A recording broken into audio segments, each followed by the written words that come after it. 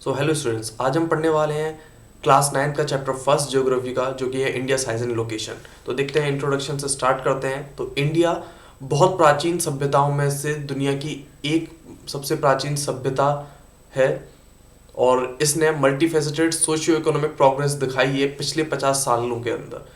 तो पिछले 50 सालों के अंदर इसने कहाँ कहाँ पे अपनी प्रोग्रेस दिखाई। इसने अपनी प्रोग्रेस एग्रीकल्चर फील्ड के अंदर काफ़ी बढ़िया तरीके से दिखाई, इंडस्ट्री के अंदर काफ़ी बढ़िया रहा और टेक्नोलॉजी के अंदर भी काफ़ी बढ़िया तरीके से इसने प्रोग्रेस दिखाई है। और इकोनॉमिक डेवलपमेंट तो अच्छा खासा होता ही रहा है इस कंट्री का। इंडिया ने वर्ल्ड हिस्ट्री के अंदर काफ़ी महत्वपूर्ण योगदान दिया है और इसके साइज और लोकेशन के बारे में जानना इस वजह से भी ज़रूरी है क्योंकि इंडिया हमारा कंट्री है और हमें पता रहना चाहिए कि इंडिया कितना बड़ा है और ये कहाँ पे लोकेटेड है। तो ये सारी चीज़ें, तो लोकेशन देखते हैं। तो लैटिट्यूड लॉन्गिट्यूड्स के बारे में तो शायद आप जानते ही होंगे, अपने क्लास 6 के अंदर ही पढ़ लिया था लैटिट्यूड और लॉन्गिट्यूड्स के बारे में। तो लैटिट्यूडिनल जो इसकी वो एक्सटेंट है वो है 8 डिग्री नॉर्थ से लेके 8.4 डिग्री नॉर्थ से लेके 37.6 डिग्री नॉर्थ तक, और जो इसका लॉन्गिट्यूडिनल एक्सटेंट है वो है 68.7 डिग्री ईस्ट से लेके 97.25 डिग्री ईस्ट तक। तो इसकी नीचे से लेके ऊपर तक की जो लंबाई है वो 3214 किलोमीटर्स है, और जो इसकी टेढ़े में जो लंबाई है वो है 2933 किलोमीटर्स। तो आगे बढ़ते हैं और देखते हैं क्या क्या चीज़ें और जानने को मिलेंगी हमें इसमें। तो Tropic of Cancer 23.30 degree north पर इंडिया को ऑलमोस्ट 2 इक्वल पार्ट्स में डिवाइड कर देता है। तो ये जो आपको लाइन दिखाई दे रही है ये ट्रॉपिक ऑफ कैंसर की लाइन है। देखिए यहाँ पर जहाँ पर मेरा ये कर्सर चल रहा है ये ट्रॉपिक ऑफ कैंसर की लाइन है। तो ये 23.30 डिग्री नॉर्थ पर इंडिया को 2 इक्वल पार्ट्स में बांट देता है तकरीबन, जो कि नॉर्थ पार्ट बन जाता है और एक साउथ पार्ट बन जाता है। अंडमान एंड निकोबार जो आइलैंड है वो इसके साउथ ईस्ट पोर्शन पे रहते हैं। देखिए यहाँ पे अंडमान और निकोबार आइलैंड आपको दिखाई दे रहे हैं, ये साउथ ईस्ट पोर्शन है। देखो साउथ ये वाला साइड हो गया और ईस्ट ये वाली साइड। तो ये हो गया हमारा अंडमान एंड निकोबार आइलैंड्स, जो कि बे ऑफ बंगाल में इंडिया के साउथ ईस्ट में। और साउथ वेस्ट में कौन से आइलैंड्स हैं इंडिया के पास में, वो है लक्षद्वीप आइलैंड, जो कि अरेबियन सी के अंदर है। तो आगे बढ़ते हैं। अब देखो इंदिरा पॉइंट अंडमान एंड निकोबार के अंदर ग्रेट निकोबार के बिल्कुल सबसे नीचे वाले पार्ट में है। वो इंदिरा पॉइंट 2004 के अंदर एक काफ़ी खतरनाक सुनामी आई थी, तो उस सुनामी के अंदर वो पॉइंट इंदिरा पॉइंट बिल्कुल गायब हो गया था, यानी कि उसके ऊपर पानी पानी दिखाई दे रहा था। तो देखिए हम देख लेते हैं इसकी लोकेशन भी। यहाँ पर ये रहा ग्रेट निकोबार और ये रहा ऊपर लिटिल निकोबार। पहले लिटिल निकोबार पड़ जाता है, उसके बाद ग्रेट निकोबार पड़ जाता है। और ये इंदिरा पॉइंट, आपको एक फैक्ट वाली बात ये भी बताता हूँ कि ये इंडिया का सदर्न मोस्ट पॉइंट है, क्योंकि देखिए बहुत ही ज़्यादा साउथ साइड के अंदर आ जाता है, यानी कि बहुत मतलब साउथ के अंदर सबसे ज़्यादा अपनी साउथ साइड में है ये वाला पॉइंट, इंदिरा का ये पॉइंट। देखिए यहाँ पर तो जो हमारा मेन जो इसका कोस्टल जो लाइन है यहाँ पर एंड हो जाती है तमिलनाडु में। पर जो आइलैंड्स के बारे में देखें, जो इंडिया के आइलैंड्स हैं, तो देखिए ये यहाँ पर खत्म हो रहा है 8.4 डिग्री नॉर्थ पर, और ये 8 डिग्री से भी नीचे चले जा रहा है ये। देखिए यहाँ पर तो काफ़ी साउथ तक फैला हुआ है हमारा इंडिया का ये जो पॉइंट है, 8 डिग्री नॉर्थ से भी ज़्यादा नीचे है।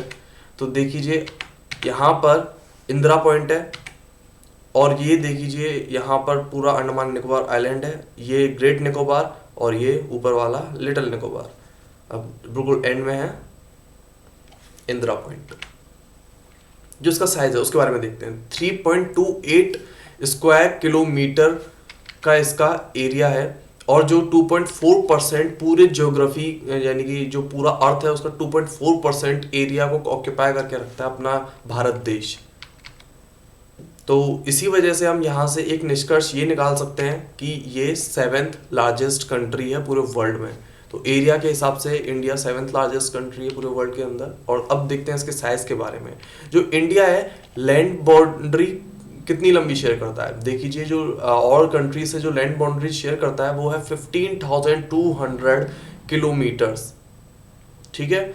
और जो कोस्टल लाइन वाली बाउंड्री कितनी लंबी है इसकी, वो देखिए कोस्टल लाइन के अंदर हम क्या क्या इंक्लूड करेंगे, एक तो कोस्टल लाइन वाला ये पूरा एरिया इंक्लूड कर लेंगे हम, और साथ में जो अंडमान एंड निकोबार का जो आसपास का जो कोस्टल लाइन वाला एरिया उसको भी इंक्लूड करेंगे, और लक्षद्वीप को भी हम इंक्लूड कर लेंगे। तो उन सबको इंक्लूड करके कितना बन रहा है हमारा 7516 किलोमीटर इसका पूरा कोस्टल लाइन है। तो इंडिया की जो बाउंड्री है वो यंग फोल्ड माउंटेन्स से घिरी हुई है। नॉर्थ वेस्ट के अंदर यहाँ पे भी माउंटेन्स मिल जाएंगे आपको, नॉर्थ में भी माउंटेन्स मिल जाएंगे, और नॉर्थ ईस्ट के अंदर भी माउंटेन्स मिल जाएंगे। यानी कि एक स्पेशल बाउंड्री बना के दे दी है ऊपर वाले ने इंडिया वालों को, क्योंकि और सब लोगों को तो जब भी बाउंड्री बनानी पड़ती है, बट इंडिया को तो पहले से ही मिली हुई है बाउंड्री। देखिए जी, ये काफ़ी अच्छी बात है कि हमें यंग फोल्ड माउंटेन से घिरा हुआ एरिया मिल गया है, क्योंकि कई बार क्या होता है कि अटैक होते हैं किसी फॉरेन इन्वेडर से, तो वहाँ पे थोड़ा सा उनको डिफिकल्टी आती है। तो काफ़ी सारी डिफिकल्टी उस साइड में पहले वो फॉरेन इन्वेडर्स वहाँ पे फेस कर लेते हैं, और अगर हमने वहाँ पे अच्छी पकड़ बना के रखी है तो हम किसी को भी इन्वेड करने से रोक सकते हैं।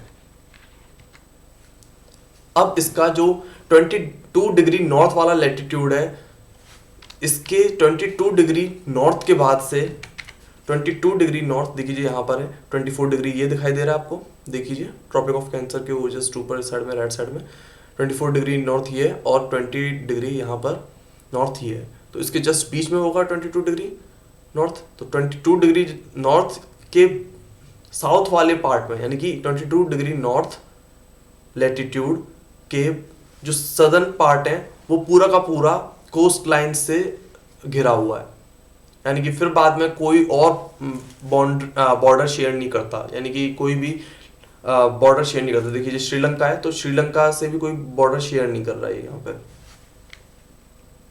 अब आगे चलते हैं और इसके साइज के बारे में देखते हैं। अच्छा देखो, कभी भी आप इंडिया का मैप देखते होगे तो आपको लगता होगा कि जो इसका जो ये टेढ़े में काफ़ी ज़्यादा, मतलब ये चौड़ा नहीं है, उससे ज़्यादा ये लंबा है, यानी कि जितना ये चौड़ा है उससे ज़्यादा ये लंबा है। पर ऐसा कुछ नहीं है, बस थोड़ा सा स्लाइटली डिफरेंस है इन सब के बीच में। 30 डिग्री का दोनों तरफ से यहाँ पे एक्सटेंट है, लॉन्गिट्यूडिनल और लैटिट्यूडिनल, यानी कि 30 डिग्री ये चौड़ा भी है, 30 डिग्री लंबा भी है, यानी कि तकरीबन बराबर ही है ये, ठीक है। तो पर जब भी हमें ऐसा लगता है कि जो ईस्ट वेस्ट एक्सटेंट है, यानी कि ईस्ट से लेके यहाँ पे पूरा वेस्ट तक का जो एक्सटेंट है ये काफ़ी लंबा है, हमें कई बार नहीं काफ़ी छोटा है ऐसा हमें लगता है कई बार, पर ऐसा नहीं है, सेम सा ही है पूरा का पूरा। अब गुजरात और अरुणाचल प्रदेश में कभी भी आप देखना, जैसे कि यहाँ पे पहले ईस्ट साइड में सन पहले निकलेगा, ये वाली बात तो आपको पता ही है, ईस्ट साइड में सन पहले निकलता है। तो अरुणाचल प्रदेश यहाँ पे पड़ता है और गुजरात यहाँ पे पड़ रहा है, बिल्कुल हमारी वेस्ट साइड में, अरुणाचल प्रदेश हमारे बिल्कुल ईस्ट साइड में इंडिया के। तो यहाँ पर सबसे पहले सन निकल गया। अब यहाँ पे मान के चलो अगर 4 बजे सन निकलता है तो यहाँ पर गुजरात में कितने बजे निकलेगा, वो 6 बजे, यानी कि 2 घंटे का वहां पे टाइम डिफरेंस है। तो ये टाइम लैग क्यों आ रहा है यहाँ पे, ये लॉन्गिट्यूडिनल डिफरेंस की वजह से आ रहा है यहाँ पर जो ये टाइम लैग है। तो देखिए इसी वजह से हम कंट्री में ऐसा नहीं करके रखा कि गुजरात का टाइम अलग चलेगा, राजस्थान का टाइम अलग चलेगा, J&K का टाइम अलग चलेगा, अरुणाचल प्रदेश का टाइम अलग चलेगा, क्योंकि इससे गवर्नमेंट वर्क्स होते हैं उसके अंदर काफ़ी ज़्यादा दिक्कतें आती हैं। तो हमने एक स्टैंडर्ड मेरिडियन मान के चली, वो लाइन हमने यहाँ पे खींची 82.30 डिग्री ईस्ट पे। ये लाइन क्रॉस करती है उत्तर प्रदेश के मिर्ज़ापुर डिस्ट्रिक्ट को। तो इस टाइम जो ये लाइन, इस लाइन पर जो टाइम होता है उसी टाइम के हिसाब से पूरा हमारा इंडिया देश चलता है ना, पूरा देश का सारी गवर्नमेंट फंक्शनिंग होती हैं। और यहाँ पर देखिए ये काफ़ी इसमें पड़ जाता है। तो पहले सन यहाँ पर अरुणाचल प्रदेश में आता है और धीरे धीरे कर करके जैसे अर्थ रोटेट होती है धीरे धीरे करके फिर गुजरात के पास में सन को आने का मौका मिलता है। तो आगे चलते हैं और देखते हैं। तो देखिए ये रहा मिर्ज़ापुर, ये यहाँ पे मैंने मार्क कर दिया मिर्ज़ापुर की लोकेशन। यहाँ से हमारी स्टैंडर्ड मेरिडियन लाइन क्रॉस हो रही है। Why 82.30 degree east has been selected as a standard meridian of India. तो 82.30 degree east standard meridian of India क्यों सेलेक्ट करी गई? देखिए इसका सिंपल सा रीज़न है, अगर आप इन दोनों को प्लस कर देंगे इसको और ये इस वाली जगह को यानी कि 68.7 डिग्री ईस्ट और 97.25 डिग्री ईस्ट को आप प्लस करके फिर डिवाइड बाय 2 करेंगे तो तकरीबन आपका आ जाएगा 82.30 डिग्री ईस्ट। तो इसी वजह से बिल्कुल मिड पॉइंट है यहाँ पे ये, तो इसी वजह से इसको सेलेक्ट करा गया है। तो आगे बढ़ते हैं। Why is the difference between the durations of day and night hardly felt at Kanyakumari but not so in Kashmir. तो आपको ये पता तो होगा ही, खैर आपको कन्याकुमारी का मैं लोकेशन दिखा देता हूँ। ये तमिलनाडु है, तमिलनाडु के बिल्कुल सदर्न मोस्ट पॉइंट पर है हमारी कन्याकुमारी और ऊपर की तरफ कश्मीर। तो क्वेश्चन ये कह रहा है कि कन्याकुमारी पे डे और नाइट का इतना डिफरेंस दिखाई नहीं देता, पर कश्मीर में हमें डे और नाइट का इतना ज़्यादा डिफरेंस क्यों दिखाई देता है, इसका रीज़न क्या है। तो एक चीज़ यहाँ पे हम पुराने टॉपिक्स में आ जाते हैं जो हमने बहुत पहले के पढ़े हैं, जैसे कि सन की जो लाइट पड़ती है वो किधर पड़ती है। आप सभी लोगों को पता है इक्वेटर पे आप पड़ती है ना, इक्वेटर और इक्वेटर पे ज़्यादातर पड़ती है।